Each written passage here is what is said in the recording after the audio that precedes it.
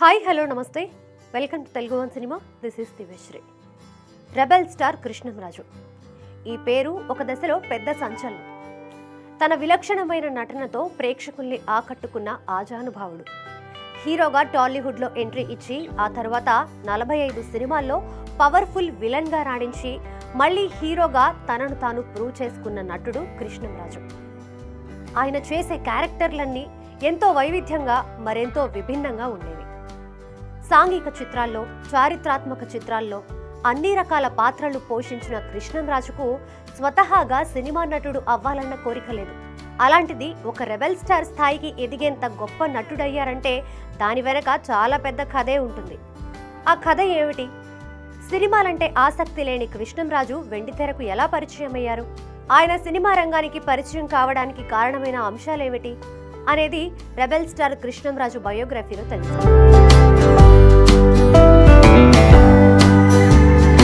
కృష్ణంరాజు అసలు పేరు ఉప్పలపాటి చినవెంకట కృష్ణంరాజు. 1940 జనవరి 20న పశ్చిమ గోదావరి జిల్లా మొగల్తూరులో ఉప్పలపాటి వీర వెంకట సత్యనారాయణ రాజు, లక్ష్మీదేవి దంపతులకు జన్మించారు. వీరి కుటుంబం తెలుగునాట క్షత్రియ రాజుల వంశస్థులు, విజయనగర సామ్రాజ్య వారసులు. 8వ తరగతి వరకు మొగల్తూరులోనే చదివారు కృష్ణంరాజు. సంపన్న కుటుంబం, పైగా రాజు వంశస్థులు కావడంతో చిన్నతనంలోనే రెబెల్గా ఉండేవారు. స్కూల్లో బాగా అల్లరి చేస్తుండడంతో ఓ రోజు ప్రిన్సిపల్ నిన్ను రమ్మంటున్నారు అని పిలిచాడు అటెండర్. దానికి కృష్ణంరాజు ఆయన్నే రమ్మను అని తలబిరుసుగా సమాధానమిచ్చారు. ఇంటికి వచ్చిన వారితో కూడా అలాగే దురుసుగా మాట్లాడేవారు.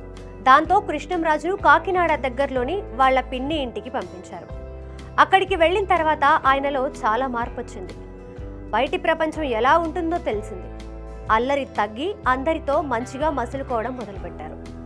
ఆ తర్వాత డిగ్రీ చదివేందుకు హైదరాబాద్ వచ్చారు. చిన్నతనం నుంచి ఫోటోగ్రఫీ అంటే కృష్ణంరాజుకు ఎంతో ఇష్టం.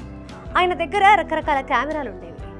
అప్పటికీ సినిమాలంటే ఆసక్తి లేని ఆయన ఏదైనా వ్యాపారం చేయాలన్న ఉద్దేశంతో హ్యాబిట్స్లో ఒక షాప్ తీసుకొని ఒక మంచి ఫోటోగ్రాఫర్ని అపాయింట్ చేసి రాయల్ ఫోటో స్టూడియోను ప్రారంభించారు. ఆ సమయంలో కృష్ణంరాజుని రకరకాల యాంగిల్స్లో ఫోటోలు తీశాడు ఆ ఫోటోగ్రాఫర్. ఆ ఫోటోలనే షోకేజ్లో పెట్టారు. అందరూ ఆ ఫోటోలు చూసి సినిమా హీరోలా ఉన్నాడు అనేవారు. అలా ఓ నిర్మాత స్టూడియోకి వచ్చినప్పుడు ఆ ఫోటోలు చూసి సినిమాలో నటిస్తావా అని అడిగారు. అప్పటి వరకు ఆ ఆలోచనే లేని కృష్ణంరాజు తనకు ఇంట్రెస్ట్ లేదని చెప్పారు. ఆ తర్వాత మరోసారి అదే విషయాన్ని ఓ నిర్మాత అడగడంతో కాదనలేక అతనితో పాటు మద్రాసు వెళ్లారు. అక్కడ కృష్ణంరాజుకి మేకప్ టెస్టులు చేయించిన తర్వాత అతను కనిపించడం మానేశాడు. సినిమా ఛాన్సులు ఇప్పిస్తామని మోసం చేసే బ్యాచ్ అనుకొని మళ్ళీ హైదరాబాద్ వచ్చేశారు. దీంతో అతని ఫ్రెండ్స్ హేళన చేయడం మొదలుపెట్టారు. అప్పుడు కృష్ణంరాజులో పట్టుదల పెరిగింది. ఎలాగైనా హీరో అవ్వాలని మళ్ళీ మద్రాసు వెళ్ళి సూట్ రూమ్ తీసుకొని 1 నెల రోజులు ఉండేలా ఏర్పాటు చేసుకున్నారు. అయితే అవకాశాల కోసం ఎక్కడికి వెళ్లాలో తెలియలేదు. ఆ సమయంలో పాండీ బజార్కు సినిమా వాళ్ళు వస్తారని తెలుసుకొని అక్కడికి రోజు వెళ్లేవారు. అక్కడ ఎంకే రాజు అనే కెమెరా అసిస్టెంట్ పరిచయం అయ్యారు. మాటల సందర్భాల్లో అతను దూరపు చుట్టమని తెలిసింది. అతని సహాయంతో కొందరు సినిమా వాళ్లను కలిశారు కృష్ణంరాజు. అందరూ బాగున్నావు అన్నారు, కానీ ఎవరూ ఛాన్స్ ఇవ్వలేదు. ఆ తర్వాత దర్శకుడు ప్రత్యేగాత్మ దగ్గరకు తీసుకువెళ్లాడు ఎంకే రాజు. అప్పటికే చాలా మంది సినీ ప్రముఖుల్ని కలిసిన కృష్ణంరాజుకి ప్రత్యేగాత చెప్పిన మాటలు కాస్త ఊరటనిచ్చాయి. తాను త్వరలో సినిమా చేయబోతున్నానని, అయితే నీకు నటనలో అనుభవం లేదు కాబట్టి కొన్ని నాటకాల్లో నటిస్తే సినిమాల్లో చేయడం సులువు అవుతుందని సలహా ఇచ్చారు. అప్పుడు ఆత్రేయ రచించిన పరివర్తన అనే నాటకంలో నటించారు కృష్ణంరాజు. ఆ నాటకాన్ని ప్రత్యేగాత్మ కూడా చూశారు. తర్వాత కొన్ని రోజులకు ప్రత్యేగాత్మ తాను సినిమా స్టార్ట్ చేయబోతున్నాననే శుభవార్త చెప్పారు. ఆ సినిమా పేరు చిలకా గోరింక. చిలకా గోరింక షూటింగ్ సక్సెస్ఫుల్ గా స్టార్ట్ అయింది. ఇందులో విశేషం ఏమిటంటే కృష్ణంరాజుకి అదే మొదటి సినిమా.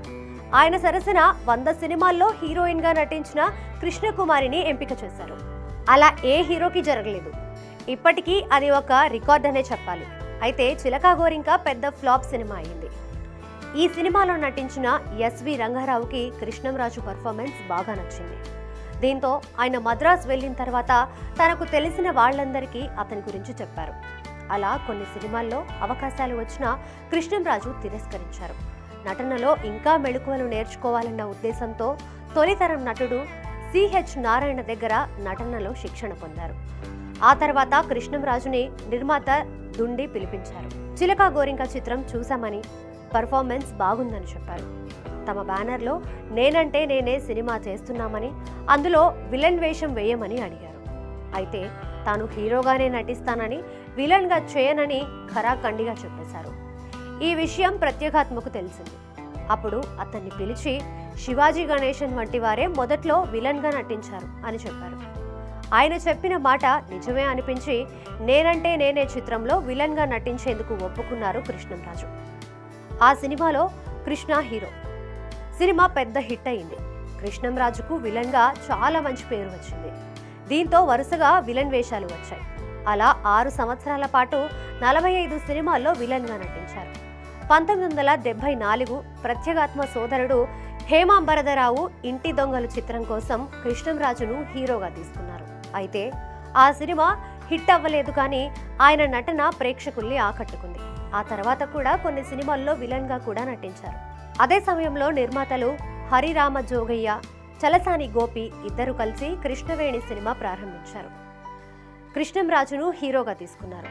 సగం షూటింగ్ అయిన తర్వాత ఆ నిర్మాతల దగ్గర బడ్జెట్ అయిపోయింది. అప్పుడు కృష్ణంరాజు మిగతా సినిమా పూర్తి చేసేందుకు బడ్జెట్ సమకూర్చారు. అలా కృష్ణంరాజు సొంత నిర్మాణ సంస్థ గోపికృష్ణ మూవీస్ ప్రారంభమైంది.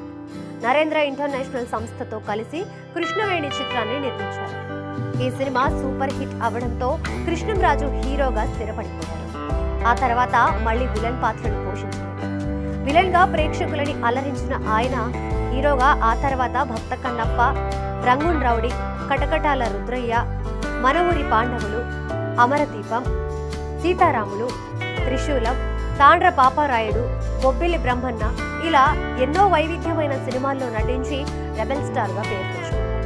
55 సంవత్సరాల పాటు విలన్ గా, హీరోగా, క్యారెక్టర్ ఆర్టిస్ట్ గా దాదాపు 200 సినిమాల్లో కృష్ణంరాజు నటించారు. గోపికృష్ణ మూవీస్ బ్యానర్ పై 11 సినిమాలు నిర్మించి మంచి అభిరుచి గల నిర్మాతగా పేరు తెచ్చుకున్నారు. నటుడిగా, నిర్మాతగానే కాకుండా రాజకీయాల్లోనూ తనదైన ముద్ర వేశారు కృష్ణంరాజు. 1991లో కాంగ్రెస్ పార్టీలో చేరి నరసాపురం లోక్సభ స్థానానికి పోటీ చేసి ఓడిపోయారు. ఆ తర్వాత రాజకీయాలకు కొన్ని సంవత్సరాలు దూరంగా ఉన్నారు. 1998లో బీజేపీ తరఫున కాకినాడ లోక్సభ స్థానానికి పోటీ చేసి గెలుపొంది లోక్సభలో అడుగుపెట్టారు.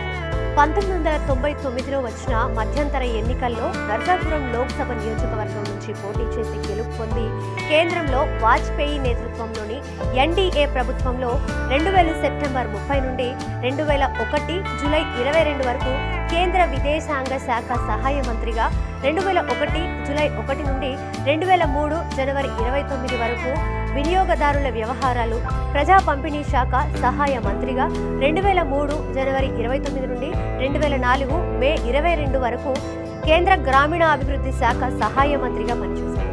2004 లోక్సభ ఎన్నికల్లో మళ్లీ అదే స్థానం నుండి భారతీయ జనతా పార్టీ తరఫున పోటీ చేసి కాంగ్రెస్ అభ్యర్థి చేగోడి హరిరామ జోగయ్య చేతిలో పరాజయం పొందారు. మార్చి 2009 భారతీయ జనతా పార్టీని వదిలిపెట్టి చిరంజీవి నేతృత్వంలోని ప్రజారాజ్యం పార్టీలో చేరారు. 2009లో రాజమండ్రి నుండి పీఆర్పీ తరఫున లోక్సభకు పోటీ చేసి ఓడిపోయారు. అనంతరం ప్రజారాజ్యం పార్టీని కాంగ్రెస్లో విలీనం చేయడంతో రాజకీయాలకు దూరంగా ఉంటూ మళ్లీ 2014లో బీజేపీలో చేరారు. ఇక వ్యక్తిగత విషయాలకు వస్తే మొదట సీతాదేవిని పెళ్లి చేసుకున్నారు కృష్ణంరాజు. ఆమె మరణం తర్వాత 1996లో శ్యామలాదేవిని వివాహమయ్యారు. వీరికి 3 సంతానం. ప్రసిద్ధ ప్రకీర్తి, ప్రదీప్తి సోదరుడు యువి సూర్యనారాయణరాజు తనయుడు ప్రభాస్ను తన నట వారసుడిగా ప్రకటించారు కృష్ణంరాజు. ప్రస్తుతం పెద్ద నాన్నను మించే స్థాయిలో ప్రపంచవ్యాప్తంగా హీరోగా ప్రభాస్ తన సత్తా చాటుతున్న విషయం తెలిసింది. 1996లో మొదలైన కృష్ణంరాజు సినీ ప్రయాణం 2022 వరకు కొనసాగింది. ఆయన నటించిన చివరి చిత్రం ప్రభాస్ హీరోగా చేసిన రాధేశ్యామ్. ఆ తర్వాత అనారోగ్యం కారణంగా 2022 ఆగస్టు 5న హాస్పిటల్లో జాయిన్ అయ్యారు. సెప్టెంబర్ 11న చికిత్స పొందుతూ తుది శ్వాస విడిచారు రెబెల్ స్టార్ కృష్ణంరాజు.